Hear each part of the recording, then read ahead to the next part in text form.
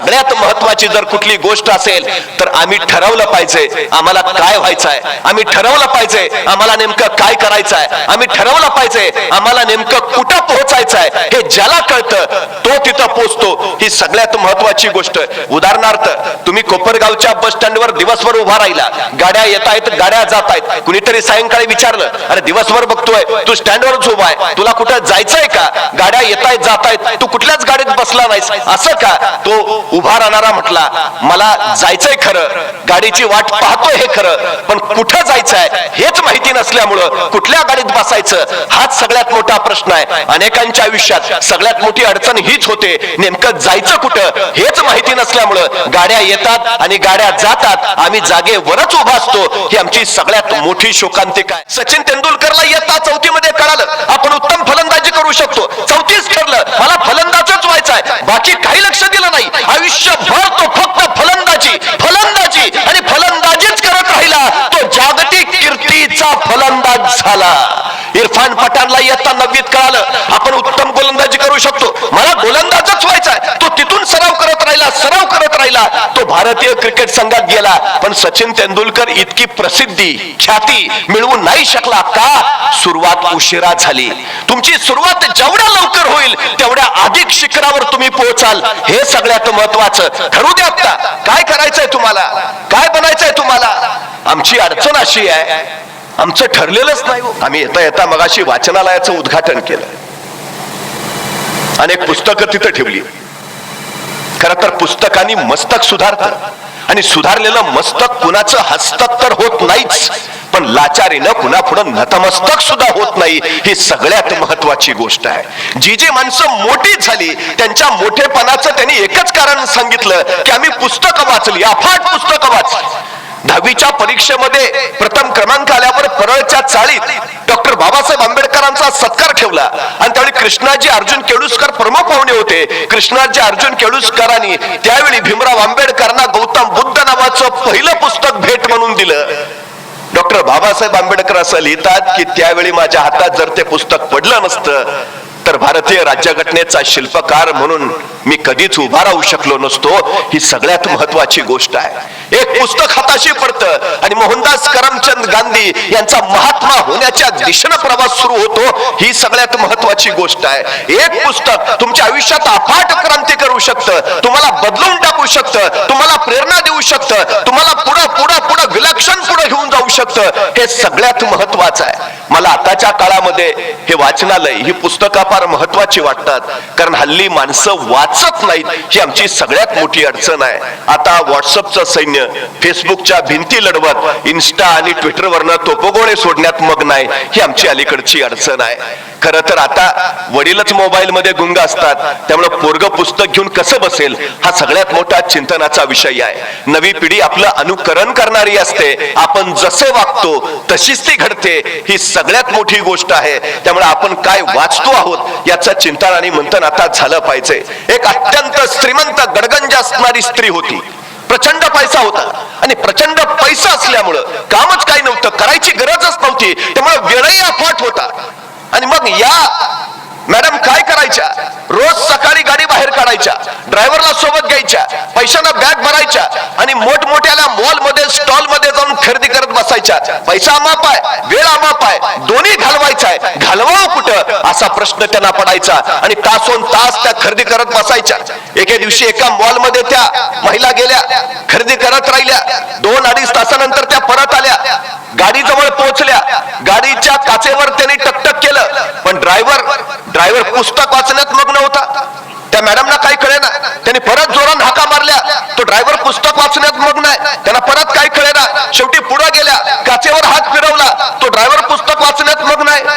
शेवटी जोरात त्यांनी दार आपटलं. त्यावेळी तो ड्रायव्हर भानावर आला, पुस्तकात नजर त्यानं बाजूला काढली, दार उघडलं, मॅडमला बसवलं, सामान ठेवलं.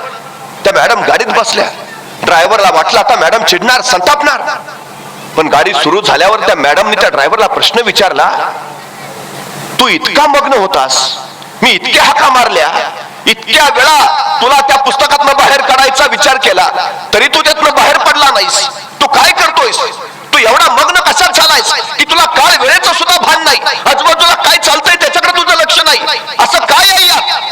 तो ड्रायव्हर म्हणाला, या पुस्तकात जीवनाचं सार आहे. जेव्हा जेव्हा मला वेळ मिळतो तेव्हा तेव्हा मी पुस्तक काढून बसतो आणि पुस्तक वाचत राहतो. पुस्तक वाचता वाचता मला सगळं विसरायला होतं. बस मला ज्ञान मिळतं, माहिती मिळते, समाधान मिळतं, शांती मिळते. त्या मॅडमनी विचारलं, अरे त्याच्याच शोधात तर मी आहे. मी खरेदी करत 2-2 तास का घालवते? माझ्याकडे वेळ भरपूर आहे, पैसा भरपूर आहे, पण समाधान नाही, शांती नाही, ज्ञान नाही. हे कुठे मिळतं पुस्तक? चल मला तिथं घेऊन चल. त्या ड्रायव्हरनं त्या मॅडमना एका पुस्तकाच्या लायब्ररीमध्ये घेऊन गेला आणि या मॅडमनी त्या लायब्ररी मधनं प्रचंड मोठी पुस्तकं खरेदी केली. गाडी पुस्तकांनी भरली आणि ती घरी आली. त्या दिवसापासून त्या मॅडमनी फक्त आणि फक्त पुस्तकं वाचायला सुरुवात केली. आता त्यांना वेळ पुरत नव्हता. आता कुठं जाऊन काय करावं याची गरज पडत नव्हती. त्या अखंडपणे फक्त वाचत राहिल्या, वाचत राहिल्या, वाचत राहिल्या. आता खरेदीला बाहेर पडायच्या त्या फक्त पुस्तकं खरेदी करायला. अखंडपणे त्यांचं वाचन चालू झालं. काळ काळ काळ सरत राहिला. एके दिवशी त्यांच्या घराच्या दारावर टकटकचा आवाज झाला. या वाचनात मग्न होत्या. बराच वेळ दार वाजत राहिलं. शेवटी वैतागून उठल्या. दार उघडलं. दारात कुणीतरी अनोळखी होता. त्या मॅडमने विचारलं, कोण हवाय? तो दारातला व्यक्ती म्हणाला, तुम्ही हवे आहात. मी तुम्हाला न्यायला आलोय. अहो पण तुम्ही कोण? मी यमराज. या पृथ्वी तलावरचं तुमचं आयुष्य संपलंय. मी तुम्हाला न्यायला आलोय. चला. त्या मॅडम म्हणल्या, वेडायस का काय? काल तर 40 पुस्तकं घेऊन आली, आताशी 5च संपलीत, अजून 35 वाचायची शिल्लक आहेत आणि कुठे घेऊन चला? पुस्तकं वाचल्याशिवाय मी तुझ्या बरोबर येणार नाही. मला उरलेली नवीन आणलेली सगळी पुस्तकं वाचू दे, मग मी तुझ्या बरोबर येते. मला येताच येणार नाही. यमराज म्हणला, असं असतं का कुठं? मी न्यायला आलोय, संपलाय तुमचा काळ, चला बरोबर. मी येणार नाही. त्या मॅडम ऐकायलाच तयार नाही. मग करू काय मी? थांब, माझी पुस्तकं वाचून होईपर्यंत इथंच थांब. पुस्तकं वाचून झाली की मी येते तुझ्या बरोबर. शेवटी यमराजाचा नाईलाज झाला. म्हणला, ठीक आहे, बसतो इथं, वाचा तुमचं काय ते उरकान, चला पटकन. तो यमराज दाराजवळच थांबला. या मॅडम परत पुस्तकं वाचायला आत गेल्या.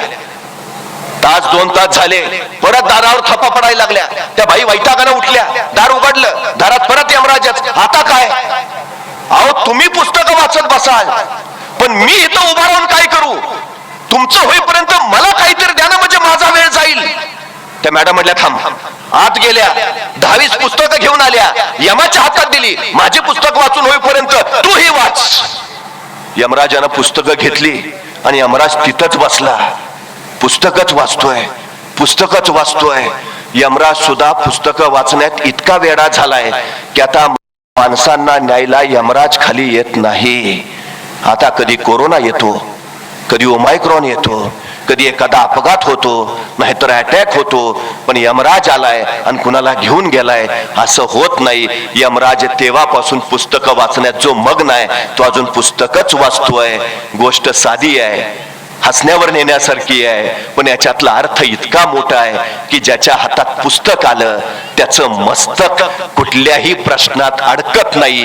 ही सगळ्यात महत्वाची गोष्ट आहे. सुधारायचं असेल, घडायचं असेल, वाढायचं असेल, बहरायचं असेल, फुलायचं असेल तर पुस्तकांनाच आपले संगाती बनवा, कारण तेच तुमच्या आयुष्याला आकार देऊ शकतात. ही सगळ्यात महत्वाची गोष्ट आहे.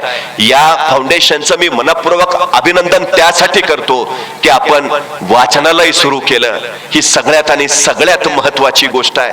हे सगळ्यात गरजेचं आहे, कारण याच्यातूनच आपली मुलं घडतील, याच्यातूनच उद्याची पिढी घडेल, याच्यातूनच विचार निर्माण होतील, याच्यातूनच संस्कार तयार होतील आणि संस्कारातूनच उद्याच्या पिढ्या घडत जातील. हे सगळ्यात आणि सगळ्यात महत्वाचं आहे. खरं तर एज्युकेशन हा 3 लॅटिन शब्दांपासून बनलेला शब्द आहे. एज्युकेरे, एज्युकेअर आणि एज्युकेशन म्हणजे विद्यार्थ्यांमधले सुप्त गुण शोधणं, त्या सुप्त गुणांचं संवर्धन करणं आणि त्यांना योग्य व्यासपीठ मिळवून देणं. या 3 क्रिया जिथं घडतात त्याला शिक्षण असं म्हटलं जातं. पण दुर्दैवानं अलीकडच्या शिक्षण पद्धतीमध्ये आम्ही विद्यार्थ्यांमधले सुप्त गुण खरंच शोधतो का? त्या सुप्त गुणांचं संवर्धन करतो का? आणि त्याला योग्य व्यासपीठ मिळवून देतो का? हा सगळ्यात मोठा चिंतनाचा विषय आहे. वाचलं पाहिजे, वाचत राहिलं पाहिजे. वाचायचे, त्याच्यातून विचार तयार होतात, विचारातून आचार घडतात. पण या वाचनाला एक शिस्त हवी. शिस्तीतनं तुम्हाला जे बनायचं आहे त्याची दिशा कळायला हवी, ती मिळायला हवी. यासाठी अभ्यासक्रमाचा आराखडा आखण्यात आला आणि मग तुम्हाला कुठं जायचं आहे यासाठी त्याच पुस्तकांचा एक अभ्यास तुम्हाला देण्यात आला. पण सगळ्यात महत्वाची गोष्ट, आमचं अलीकडचं शिक्षण हे मार्कांपुरतं मर्यादित झालं. उत्तम मार्क पडावेत यासाठी वाचन आमचं झालं, पण शिकावं, ज्ञान मिळवावं यासाठी किती वाचतात हा सगळ्यात मोठा चिंतनाचा आणि महत्वाचा विषय आहे. मानवी जीवनामध्ये पैसा जितका महत्वाचा, विद्यार्थी जीवनामध्ये मार्क तितका महत्वाचा. ही सगळ्यात महत्वाची गोष्ट झाली. पण एक गोष्ट आपण लक्षात घेतली पाहिजे, सगळ्यात महत्वाची गोष्ट आहे की तुम्हाला उत्तम घडता आलं पाहिजे, सर्वोत्तम बनता आलं पाहिजे आणि तुम्ही सर्वोत्कृष्ट झालं पाहिजे. यासाठी तुम्हाला जे जे करता येईल ते तुम्ही केलं पाहिजे. ही सगळ्यात महत्वाची गोष्ट आहे. तुम्ही कोण बनता याच्यामध्ये अर्थ नाही, तुम्ही काय करता हे फार महत्वाचं आहे. तुम्ही कोण आहात हे महत्वाचं नाही, तुम्ही कोण होणार आहात हे फार महत्वाचं आहे. त्यामुळे सगळ्यात महत्वाची जर कुठली गोष्ट असेल तर आम्ही ठरवलं पाहिजे आम्हाला काय व्हायचं आहे, आम्ही ठरवलं पाहिजे आम्हाला नेमकं काय करायचं आहे, आम्ही ठरवलं पाहिजे आम्हाला नेमकं कुठं पोहोचायचं आहे. हे ज्याला कळतं तो तिथं पोहोचतो. ही सगळ्यात महत्वाची गोष्ट. उदाहरणार्थ, तुम्ही कोपरगावच्या बस स्टँडवर दिवसभर उभा राहिला, गाड्या येत आहेत, गाड्या जात आहेत. कुणीतरी सायंकाळी विचारलं, अरे दिवसभर बघतोय तू स्टँडवरच उभा आहे, तुला कुठं जायचंय का? गाड्या येत आहेत जात आहेत, तू कुठल्याच गाडीत बसला नाहीस, असं का?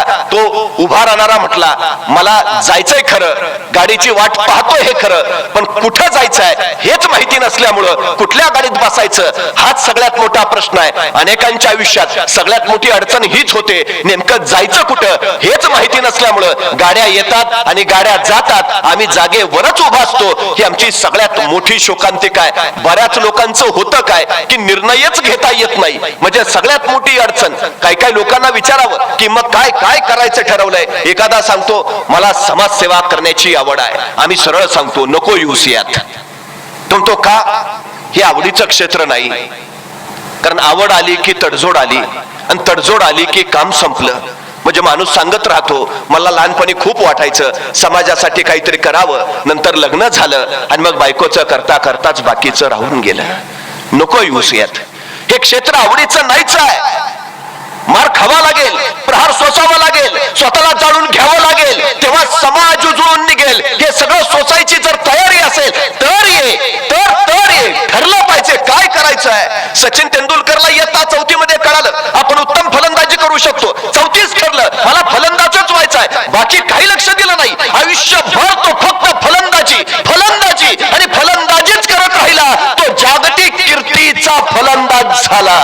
इरफान पठाणला इयत्ता 9वीत कळालं आपण उत्तम गोलंदाजी करू शकतो, मला गोलंदाजच व्हायचा आहे. तो तिथून सराव करत राहिला, तो भारतीय क्रिकेट संघात गेला. पण सचिन तेंडुलकर इतकी प्रसिद्धी ख्याती मिळवू नाही शकला का? सुरुवात उशिरा झाली. तुमची सुरुवात जेवढ्या लवकर होईल तेवढ्या अधिक शिखरावर तुम्ही पोहोचाल. हे सगळ्यात महत्वाचं. ठरवू द्या आता काय करायचंय तुम्हाला, काय बनायचंय तुम्हाला. आमची अडचण अशी आहे, आमचं ठरलेलंच नाही हो, आणि नव्या पिढीचं तर अजिबात ठरलेलं नाही. एखाद्याला विचारावं तुला काय व्हायचंय, बघू आई म्हणते डॉक्टर हो, बाबांचं चाललंय नको इंजिनियरच हो. अरे तुला काय वाटतं? नाही मी अजून ठरवलं नाही. मग करणार काय? बाबा म्हणलेत कायचं नाही झालं तर माझ्या जागेवर चिटकवतो. चिटका. काय अपेक्षा आहेत आमच्या, काय स्वप्न आहेत आमची. आमच्या पोरांच्या उरात स्वप्न पेरायला शिकलं पाहिजे. आम्ही स्वप्न दाखवायला शिकलं पाहिजे त्याला. तुमचा खिसा जेवढा असतो ना तेवढंच तुम्हाला मिळतं. त्यामुळे खिसा शिवून घेताना एवढा मोठा शिवून घ्या की तुम्हाला मोठं मिळालं पाहिजे. हे सगळ्यात महत्वाचं आहे. स्वप्न मोठी मोठी मोठी बघायला शिकवा आमच्या पोरांना. बस झालं नाही. असंख्य माणसं आहे. ठरवलं, पटकन ठरवलं. छोटा नरेंद्र घरात खेळत होता, पाहुणे आले आणि आलेल्या पाहुण्यांनी त्या नरेंद्रला विचारलं बाळ तू कोण होणार? आणि तो छोटा नरेंद्र म्हटला मी ड्रायव्हर होणार. वडील बघत राहिले. आपल्यातला कोणी असता तर पहिली वाजवली असती. पाहुण्यांसमोर सगळी.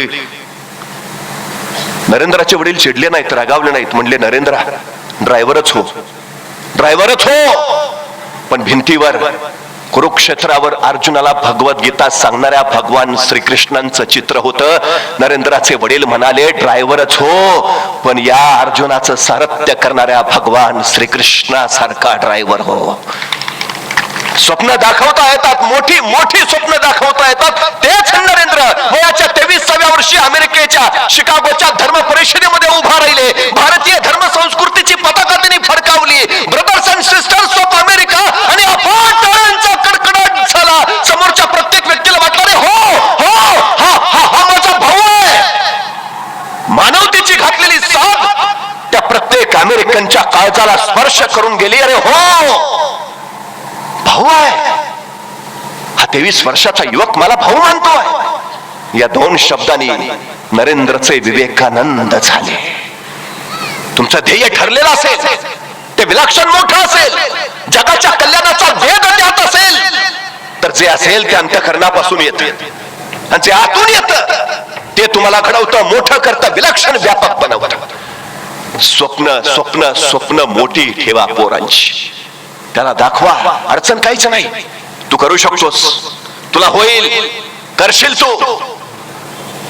काही माणसं चुका शोधतात आणि ज्यांची मुलं यशस्वी होतात ना, त्यांचे पालक मुलांचं कौतुक करायची संधी शोधतात. आम्ही काय शोधतो? तो न्यूटन सफरचंदाच्या झाडाखाली बसला, सफरचंदाचं फळ खाली पडलं आणि त्याच्या डोक्यात प्रश्न आला, हे खालीच का पडलं? ही जिज्ञासा त्याला गप्प बसू देईना आणि त्या न्यूटनच्या जिज्ञासेतून गुरुत्वाकर्षणाचा शोध लागला आणि सगळं जग बदललं. आमच्या पोरांना प्रश्न पडतात, जिज्ञासा संपून टाकली आम्ही, प्रश्नच पडत नाहीत आम्हाला. ही आमची अडचण आहे सगळ्यात मोठी. विचार करा, न्यूटनच्या जागी आपला पोरगा तिथं आहे, सफरचंद खाली पडलं, तो पाहिला इकडं तिकडं बघेल. प्रश्नाचा विषय सोडा. आणि जरी एखाद्याला प्रश्न पडला खालीच का पडलं आणि त्यांनी बाबांना विचारलं, बाबा खालीच का? खाना ग, तुम आम खाओ ना, गुठलिया क्यों गिनते हो? संपली जिज्ञासा. जग सुधारलंय कशातून? व्यापक कशातून झालं? हे शोध कशातून लागले? जिज्ञासेतून. ज्याला प्रश्न पडले त्याने उत्तर शोधली, त्या उत्तरातून विकास झाला. हे सगळ्यात महत्वाचं आहे. छत्रपती शिवाजी महाराजांकडे ही जिज्ञासा होती. सुरतेवर हल्ला केला, इंग्रजांच्या वखारीमध्ये महाराज शिरले. आता या छाप्यामधले मिळवायचंय काय? पैसा, संपत्ती, सोनं नाणं, काय जे असेल, पण महाराजांची नजर जिज्ञासू आहे. ते विचार करतात इंग्रज हुशार, इंग्रज विज्ञानात पुढे गेलेले, काहीतरी वेगळं असेल, या इंग्रजांकडे काहीतरी वेगळं असेल. महाराजांची जिज्ञासू नजर फिरफिरत राहिली आणि सापडलं एक कसलं तरी यंत्र महाराजांना सापडलं आणि महाराजांनी ते उचललं, सोबत आणलं. यंत्र उचलून आणलं खरं, पण यंत्र कशाचं आहे तेच महाराजांना माहिती नाही. जिज्ञासा बघा महाराजांची. महाराजांनी पुन्हा इंग्रजांनाच पत्र लिहिलं, ते परवा टाकलेला छापा आम्ही, ते तुमचं यंत्र आणलंय उचलून, पण कशाच आहे ते सांगता का? इंग्रजांनाच विचारतायत. नाही सांगितलं इंग्रजांनी, यंत्र कशाचं आहे ते सांगितलं नाही. पण महाराज स्वस्त नाही बसले, शोध घेतला, कशाचं यंत्र आहे, काय उपयोग आहे याचा. आणि महाराजांना कळालं हे छापाई करायचं यंत्र आहे. उत्तम उत्तम उत्तम छापाई करायचं यंत्र. आणि ग्रंथ छापता येतील, ज्ञान प्रवाहित करता येईल, तळागाळापर्यंत ज्ञान पोहोचवता येईल. हे छापा यंत्र सुरू व्हायला हवं. महाराजांनी इंग्रजांना परत पत्र पाठवलं. ते छापा यंत्र चालवणारा एखादा माणूस पाठवता का? नाही पाठवला इंग्रजांनी. जेवढा काळ महाराज सुरत मध्ये होते तेवढा काळ महाराज ते यंत्र चालू करायचा प्रयत्न करत होते. अखेर महाराज सुरतवरनं निघाले आणि जाताना ते छपाई यंत्र त्यांनी सुरतच्या भीमजी पारेख नावाच्या माणसाला दिलं आणि सांगितलं हे यंत्र चालू करा, छपाई कला सुरू करा. महाराज पुढे महाराष्ट्रात निघून आले आणि महाराजांनी दिलेलं यंत्र त्या भीमजी पारेखनं सुरू केलं आणि सुरत मध्ये हिंदुस्थानातला पहिला छापखाना सुरू झाला. आजही तो तिथं आहे आणि त्या छापखान्याचं नाव आहे श्री शिवाजी छापखाना. भारतातल्या छपाई कलेचे उद्गाते महाराज आहेत. ही जिज्ञासा तुम्हाला बळ देते. काय काय काय काय करायचं, पुढे अधिक कसं शोधायचं. आमच्या पोरांना प्रश्न पडू द्या, त्याची उत्तरं द्या. त्यातूनच उद्याचं जग घडणार आहे, जग बदलणार आहे. हे सगळ्यात महत्वाचं. प्रश्न पडायला हवा. आमची अलीकडची अडचण आहे तिची आहे, आणि या प्रश्नातनच त्याच्यात काय आहे ते आम्हाला कळतं. पाश्चात्य राष्ट्रांमध्ये विद्यार्थ्यांच्या नैसर्गिक गुणांची कल चाचणी घेतली जाते आणि त्याच्यानंतर त्याचं कार्यक्षेत्र ठरवलं जातं. दुर्दैवानं आमच्याकडे तो प्रकारच अस्तित्वात नाही. ज्याला डान्सची आवड आहे त्याला मी गणिताची प्रमेय सोडवायला सांगतो. ज्याला सचिन तेंडुलकर व्हायचं आहे त्याला मी इतिहासाचा अभ्यास करायला बसवतो. ज्याला खरंच इतिहासाची आवड आहे त्याला मी तू गोलंदाज झाला पाहिजे उत्तम म्हणून सांगतो. आमच्यात असणाऱ्या नैसर्गिक गुणांची ही हेळसांडच नाही का? काय आहे ते शोधा ना. काय आहे त्याच्यात? पहिल्यांदा हे शोधलं. शिक्षण त्याला म्हणतात. काय आहे ते शोधा. दुर्दैवानं आमच्याकडे हे घडत नाही. म्हणून 100 कोटी लोकसंख्या असणाऱ्या आपल्या देशाला ऑलिम्पिक मध्ये कसं तरी एखादं स्वर्ण पदक मिळतं आणि अवघी 10 कोटी लोकसंख्या असणाऱ्या जपानला मात्र 100 स्वर्ण पदक कमावता येतात.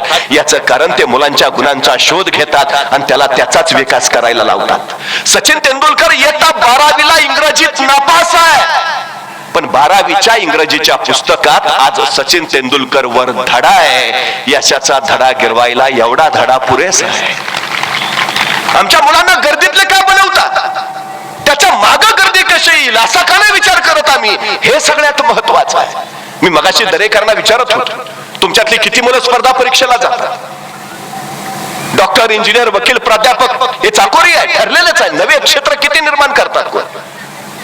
आम्हाला जमणार नाही का? काय अडचण आहे?